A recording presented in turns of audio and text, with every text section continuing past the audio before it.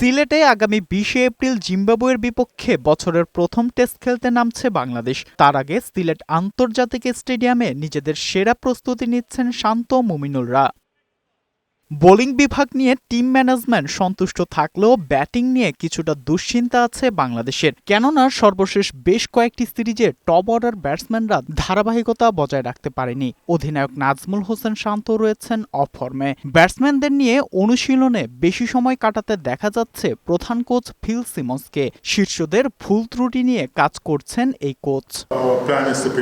আমাদের প্রস্তুতি ভালো। আমরা সিলেটে আসার পর টানা অনুশীলন চালিয়ে যাচ্ছি। টেস্ট সিরিজে আপনাকে ভালো করতে হলে 5 দিনই ভালো খেলতে হবে। এদিকে টেস্টে দুই দলের 12 বারের দেখায় জিম্বাবুয়ের 7 জয়ের বিপরীতে বাংলাদেশের জয় রয়েছে 8টিতে। 2018 সালে সিলেট স্টেডিয়ামে বাংলাদেশের বিপক্ষে 151 রানে জয় পেয়েছিল জিম্বাবুয়ে। সেই সুখদ স্মৃতি এবারও ধরে রাখতে চায় শন উইলিয়ামসনের দল। এদিকে আবহাওয়া পূর্বাভাস বলছে সিলেটে ম্যাচের 5 দিনই বৃষ্টি থাকার সম্ভাবনা রয়েছে।